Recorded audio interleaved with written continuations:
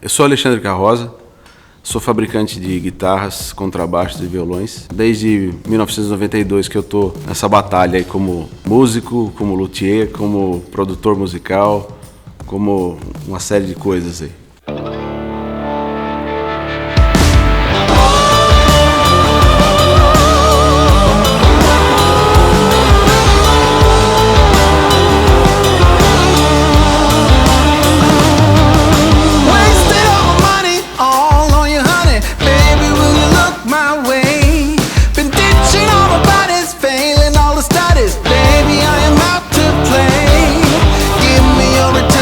Sweet redemption, I will never let you down. Will it ever get sunny? Oh, I wonder, honey, baby, how you make me sway. You say you will, I'm calling your addicting breath. You say you will, yeah, I'm crossing the obsessive line.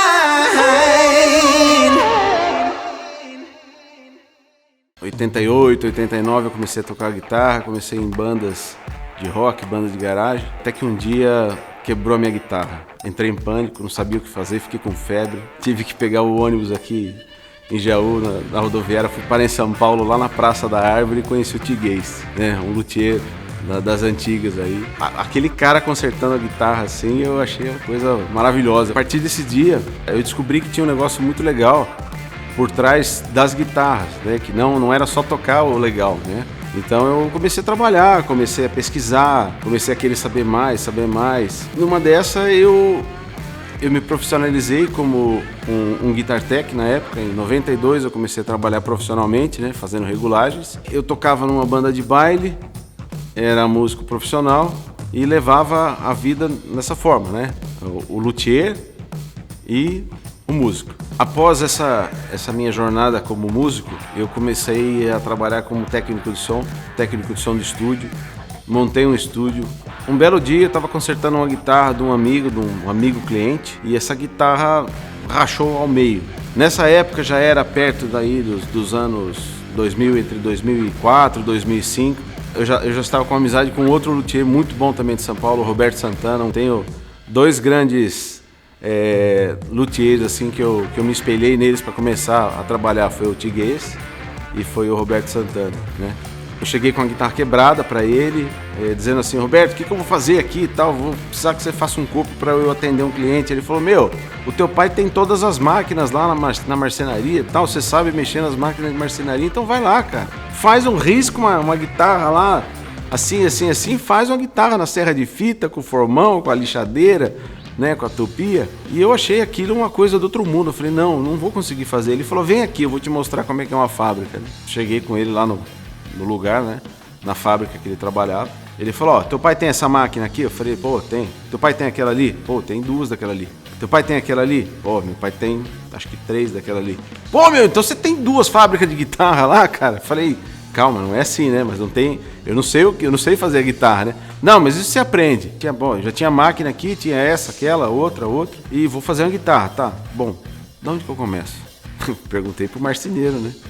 O cara falou: ah, rapaz, só sei fazer armário, isso aí, nem sei o que é isso aí, né? Eu falei: ah, beleza, né? Perguntei pro meu pai, né? Pai, e aí, por onde que eu começo? Ah, filho, eu não entendo isso aí não. Mas acho que você tem que riscar, fazer o contorno, né? O meu cunhado também deu a mesma dica, né? Eles já vinham da marcenaria, né? Mas aí as coisas não davam certo, né? Não davam certo e assim, aí eu ligava: Roberto, como é que você faz isso aqui? Ah, Alexandre, você faz assim. Aí eu vinha aqui, tentava, não dava certo. Ou quando muito, eu vinha aqui, tentava fazer alguma coisa. Pum, nossa, saiu uma fresa voando. Cara, uma vez saiu uma fresa voando naquele canto ali. Ela quase matou eu e mais 2 que estavam perto, assim, sabe? Eu não sei, eu acho que não era a hora da gente morrer, você entendeu? Ela ficou grudada na parede, assim, foi legal, foi um negócio legal. Eu comecei a fazer guitarra com tupia superior, como todo mundo começou. Só que antes de comprar essa tupia, eu cheguei para uns 4 amigos aí, 4, 5 amigos. Eu falei: cara, eu vou começar a fazer guitarra, você quer comprar uma? Ah, eu quero, Carroza. Eu também quero. Aí eu Os caras me deram a grana, aí eu comprei a máquina e eu comecei a fazer as guitarras. Atrasei pra caramba, né? Porque até eu aprender a fazer, aprender a pintar, aprender a me dar bem com aqueles gabaritos que saía voando de vez em quando da máquina, assim, né? Até acontecer isso, foi-se aí uns 6 meses, mas eu entreguei a guitarra de todo mundo. Bom, essas primeiras guitarras que eu fiz, eu fui um pouco ousado, né? Foi uma Strato com headstock invertido e com Floyd Rose. Cara, todo mundo começa com uma Telecaster, né? Ou uma Strato mesmo, mas com ponte fixa, alguma coisa assim. Eu quis começar com essa que era pra desistir, você entendeu? Eu sempre fui meio assim, né? Sei lá, aperta o botão lá, o que se dane lá, e aí, vamos ver o que acontece. Os meus funcionários aqui, eles falam que eu sou o tipo do cara assim. Eu visualizo um desenho de uma guitarra e eu falo, bom, essa guitarra vai dar certo e tal. Eu já taco na máquina, sem saber o que vai acontecer, porque eu sei que vai dar certo, né? Às vezes não dá, mas 80% dá.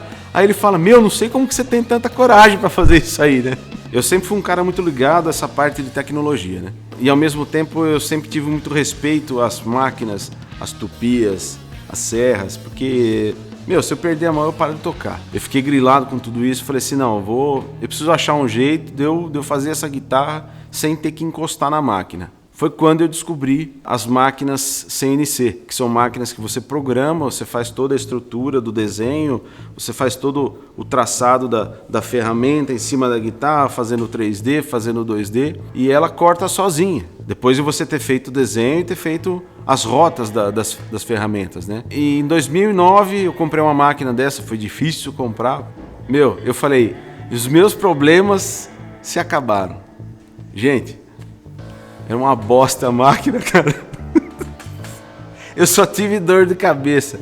Eu fiquei 5 meses com essa máquina e a máquina não funcionava. Aí eu tive que aprender a consertar a máquina. Pô, mas eu ia ser luthier, eu ia ser fabricante de CNC, eu ia ser o quê, né? Eu não sabia mais o que, eu tava perdido completamente, né? Foi quando, então, nós conseguimos botar a máquina para funcionar, eu e um grande amigo aqui de Jaú, que é um mecânico excelente de máquinas. Em 2010, por aí, eu já estava com a minha máquina, que foi feita por esse meu amigo, e eu fiz a parte eletrônica da máquina, a parte robótica da máquina. Então, eu tive que aprender a fazer essa parte também. Além de conhecer a linguagem, saber os desenhos, eu tive que construir as máquinas aqui da fábrica. Então, a minha experiência com a luthieria foi uma experiência não só com luthieria, foi a luthieria aplicada à tecnologia, esse know-how que eu tinha da música, de gravação, a parte musical que eu estudei guitarra um tempão da minha vida, e eu sou um apaixonado por guitarra, né? Então isso tudo veio muito a calhar para mim, sabe? Foi um negócio que aconteceu assim. Hoje eu posso dizer a você que nós temos uma guitarra assim que é muito legal, sabe? Ela não deixa nada a desejar para gringo nenhum.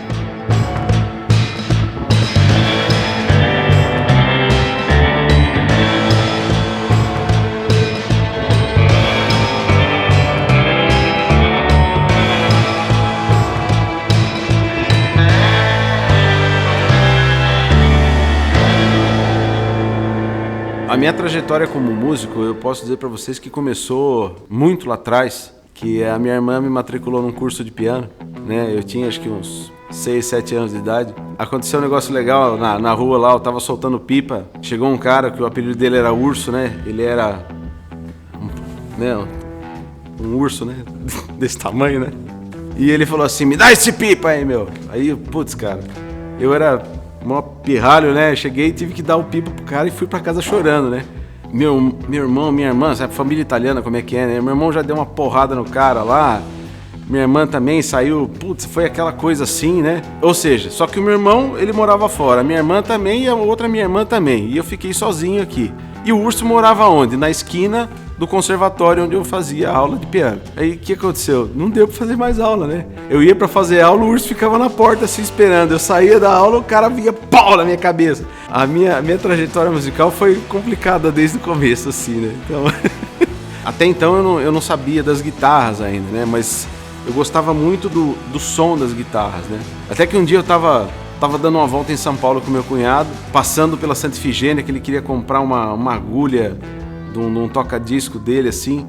Eu ouvi um solo, cara, de uma música do Michael Jackson, o Van Halen fazendo, eu falei assim, cara, o que é isso, meu? meu, de onde que vem esse som, né? O que é isso? Meu cunhado, ele já havia tocado nos anos 60, e ele falou, cara, isso aí é guitarra com distorção. E eu falei, meu, o que é guitarra com distorção? Não tenho nem ideia o que é isso, né? Então ele falou, não, mas antes você tem que começar a tocar violão pra depois tocar guitarra. Cara, eu peguei um violão na mão e falei, mas nunca que vai sair aquele som do Van Halen nisso aqui, né? Foi mais um ano tocando violão até pegar uma guitarra. O dia que eu peguei uma guitarra, cara, a guitarra não dava aquele som, né? Nem lembro que guitarra que era, acho que era uma Sbrook que eu tinha comprado, uma guitarra feita aqui em Bauru, que ela quebrava a corda dentro do case, sem você tocar a guitarra. Essa guitarra era bem legal. Comecei tudo lá de trás, né? Como acho que qualquer jovem começa, né? Aí eu parti pro rock, pro AC/DC, Deep Purple, Iron Maiden. Comecei a tocar mais, comecei a tocar em bar, comecei a tocar em baile, formatura. Putz, a hora que eu vi, eu já era um músico, você entendeu? O ponto que mudou a minha vida na parte da música também foi quando eu conheci o Vander Tafo. Isso foi em 97, no IGT. Eu me matriculei em São Paulo. Era bem difícil ir pra lá, eu tinha que ir a cada 15 dias pra lá. E o Vander, ele foi uma pessoa, assim, muito interessante, muito importante na minha vida, sabe? Pra minha formação como músico, porque ele era um cara sensacional. E eu cheguei a tocar numa guitarra dele, que essa guitarra, nos dias de hoje, eu entendo como foi traçada a minha vida como guitarrista, né? Eu toquei numa guitarra dele que tinha o nome Randy, R-A-N-D. Essa guitarra, meu, era maravilhosa, era uma guitarra espetacular, sensacional.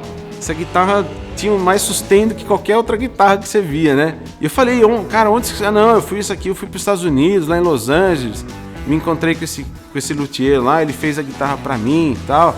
Hoje eu sei que quem fez essa guitarra, na verdade, foi o Tom Anderson.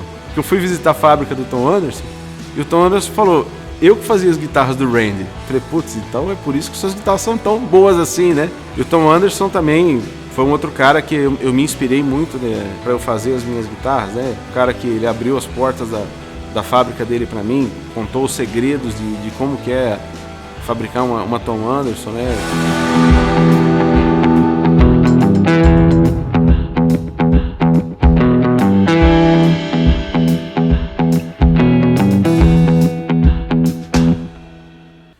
Quando eu comecei a construir as minhas guitarras, né, eu buscava uma coisa que não achava em outra guitarra, né? Eu precisava fazer uma guitarra que tivesse uma identidade minha. Eu trabalho com 5 modelos e esse é o principal modelo que eu tenho. É a guitarra chamada STX. Ela é uma Super Strato, ela é bem ergonômica. Trabalho com 2 versões dessa guitarra aqui, uma versão com captador Malagoli e uma versão com captador EMG. Né, ativo. Na minha busca por esse meu modelo próprio, eu identifiquei que, por exemplo, eu não achava isso nas outras guitarras. Por exemplo, um conforto para você chegar nessa parte aqui de trás aqui do cutaway. Os mais tradicionais, a gente não via esse tipo de coisa, né? De você chegar com a mão até no final, aqui em cima do captador aqui, você tem um acesso total na guitarra. Eu acho muito legal o som desse captador aqui, o som que o guitarrista do Toto usou por muitos anos, o Steve Lukather. Pensa o comentário tanto da Malagoli quanto da AMG, que são captadores excelentes. E eu optei por ter, por exemplo, um captador AMG nessa guitarra, porque numa das viagens que eu fiz para os Estados Unidos, eu conheci o dono da fábrica da AMG. E ele me atendeu super bem, ele me deu alguns samples para eu trazer, para eu testar esses captadores, e ele foi super gentil, ele falou muito bem dos captadores dele. Eu falei, não, vou testar esse captador, e eu já conhecia, e eu já havia tocado nos AMGs aqui, antes de ter ido para a feira. E o fato de eu ter ido para a feira e conhecido o dono, mudou completamente. E isso também aconteceu com o Malagoli. Ele fez uma abertura para minha fábrica, assim, incrível. Os modelos que eu pedi para ele projetar para mim, ele fez com um super capricho, assim. O Érico, Armando, todo o pessoal que trabalha lá, eles são, assim, sensacionais. Fazem parte da construção da minha marca também. Bom, esse modelo é um modelo chamado Stella, muito especial que aconteceu assim na história da nossa marca aqui, da minha marca Carroza. Uma noite eu estava pesquisando sobre CNC na internet, pesquisando aqui ali no YouTube para ver se eu encontrava alguma coisa falando sobre CNC com guitarra, para eu ver as novas técnicas e tal, que isso não tinha. Isso foi meados de 2009, 2010. Eu vi num post que um rapaz tinha deixado para um cara que tinha uma CNC, um e-mail lá falando assim: olha, eu tenho um projeto de guitarra muito legal, só que eu não tenho quem corte, né? Aí eu mandei uma mensagem para esse cara, né, que tinha deixado num post de um outro. Eu falei: ó, se ninguém cortou a sua guitarra ainda, eu corto para você. Ele mandou a Estela para mim. Ele mandou um 3D da guitarra para mim, era uma outra ponte, era um outro comprimento de escala, era um outro headstock. O shape tinha várias mudanças, todas essas mudanças eu fiz. Até gostaria de mencionar o nome desse cara, que chama Hudson Couto, e agradecer ele por ter nos presenteado com esse modelo. E eu fiz uma guitarra para ele em troca do projeto. Eu fiz essas alterações que eu falei para vocês, né, que não tinha no projeto original. Então ficou sendo uma guitarra da nossa marca, né, uma guitarra com a nossa identidade. E a Estela começou a ser produzida aqui na fábrica em 2013. A primeira Estela que saiu, 2013 para 2014. Nós levamos para NAMM essa guitarra, cheguei a vender 2 Estelas nos Estados Unidos. E nós usamos nessa guitarra, basicamente, madeiras nacionais. Então eu trabalho com um top, muito lindo esse top aqui. Uma madeira que muitas pessoas torcem o nariz, mas é uma madeira excelente. Essa madeira chama eucalipto, mas não é aquele eucalipto que você vê lá, que você vê nas estradas por aí. Não, é uma madeira super densa, super resistente. Ela é muito boa para usinagem e ela tem esse formato maravilhoso aqui, esses flames aqui maravilhosos. Aqui eu uso o nosso Mogno, que também não precisa nem comentar nada. E o Jacarandá Paulista na escala. É uma guitarra inteira com madeira brasileira, com captador brasileiro, só tem as ferragens que são importadas. Mas é uma guitarra sensacional, é uma guitarra que tem um sustain maravilhoso, uma guitarra super confortável para tocar. E é um modelo também, muito legal, muito legal.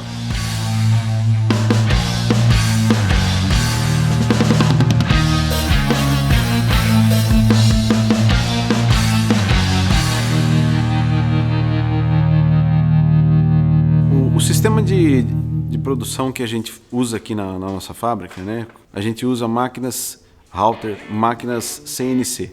Ou seja, é uma CNC que tem uma mesa comprida que a gente coloca lá as peças a serem usinadas. Essas máquinas, elas necessitam de um projeto. Esse projeto nada mais é do que, em vez de você riscar num papel, você vai ter que fazer isso aí num computador, usando diversos softwares que você pode usar. Você vai desenhar, você vai ter que aprender a desenhar, você vai ter que pegar esses desenhos, transformar eles em desenhos 2D e depois em seguida em desenhos 3D para você poder usinar isso aí. A máquina precisa entender a tua mão trabalhando no computador. Então é um processo handmade também. Eu comecei com o recurso utilizando os gabaritos. Os gabaritos, em vez de eu fazer os gabaritos à mão, naquela época, quando eu comecei na Tupia Superior, não, eu fazia os gabaritos aqui, eu desenhava eles no computador e eu passava para um amigo que tinha uma máquina CNC que cortava a laser, ou seja, os meus gabaritos eram a laser. Eu achava maravilhosa essa máquina que cortava a laser, é uma máquina Bosch de 1989. Então, desde 89, os alemães lá tinham já uma puta numa máquina que cortava, né? Esses projetos que eu fazia naquela época eram projetos específicos para trabalhar com tupia. Depois veio essa evolução e eu senti a necessidade de falar, pô, só o laser, mas será que não tem uma máquina que tem uma fresa na ponta que faz isso, aquilo? Foi onde eu achei essas máquinas que eu tenho hoje, né? E essas máquinas necessitam desse projeto. Então, como funciona o projeto? Nós fazemos um desenho 3D, um desenho 2D, nós fazemos toda a parte do roteamento, que seria a instrução que a fresa tem que percorrer, a profundidade, a velocidade, e a máquina corta. Ela corta sozinha? Não, você tem que colocar, você tem que fazer o projeto, você tem que colocar a madeira para lá, para ela cortar, você tem que deixar essa madeira perfeitamente plana, você tem que calibrar essa madeira. O background dessa máquina é feito no processo da desempenadeira, do desengrosso, da lixadeira banda larga, de uma serra de fita, que a gente tem que às vezes abrir um top. Então ela não deixa de ser um processo handmade também que a gente usa aqui, que a gente faz. Aliás, todas as fábricas, desde fábricas pequenas a fábricas de grande porte, mesmo aquelas que mecanizam tudo, que automatizam tudo que eles fazem, eles utilizam sim processos manuais e não deixa de ser handmade. Nós usamos bastante essa tecnologia ao nosso favor. E assim, as vantagens de você trabalhar com a máquina CNC são inúmeras, né? É até difícil a gente assim enumerar aqui. Por exemplo, nós temos uma capacidade produtiva enorme aqui, entendeu? A gente consegue fazer um número alto de guitarras aqui, porque não atendo só as guitarras Carroza, eu faço para outras marcas. Assim, eu tenho contratos com os meus clientes, eu não posso revelar para quem eu faço, mas um deles que eu faço muita coisa aqui é o Woody Instrumentos Musicais, o Pedro Woody. O Pedro é um grande amigo, é um cara que tem um respeito assim ímpar por ele, e ele veio me procurar por causa da CNC, e isso por palavras dele, ele fala que nós somos referência em questão de CNC no Brasil. Ele procurou vários outros fabricantes que não tinham essa tecnologia que ele precisava, e aqui ele encontrou. E uma das vantagens que eu vejo, você consegue fazer uma guitarra, um baixo ou um violão, você consegue fazer ele uma vez, 2, 3, 100, 1000 vezes idêntico, igual ao que você faz. Com a mesma precisão, você vai respeitar exatamente o que o seu cliente quer. Se o seu cliente quer um nível de precisão decimal, centesimal, o que quer que ele seja, você consegue para o seu cliente. Além da Carroza, eu criei também uma empresa chamada Vila do Som. Essa empresa Vila do Som, ela produz, por exemplo, kits de copos e braços de modelos tradicionais, modelos que são vendidos, comercializados aí nos marketplaces. A gente faz sob encomenda também esses corpos e braços para os clientes, isso tudo pela Vila do Som. Nós fazemos também, por exemplo, esse tipo de produto, que é um taco para você raiar a escala. Foi um produto que eu desenvolvi sentindo a necessidade, porque mesmo os que a gente comprava algum disso aqui fora do Brasil, era muito caro, e eu não via por que eu comprasse, eu podia fazer os meus aqui na CNC. São produtos que a gente vende por todo o Brasil, isso aí, né? Eu tenho muitas vendas concretizadas, por exemplo, no Mercado Livre, nas nossas qualificações. Todo mundo que compra os nossos produtos gosta, eles conferem que a gente entrega com uma qualidade muito legal.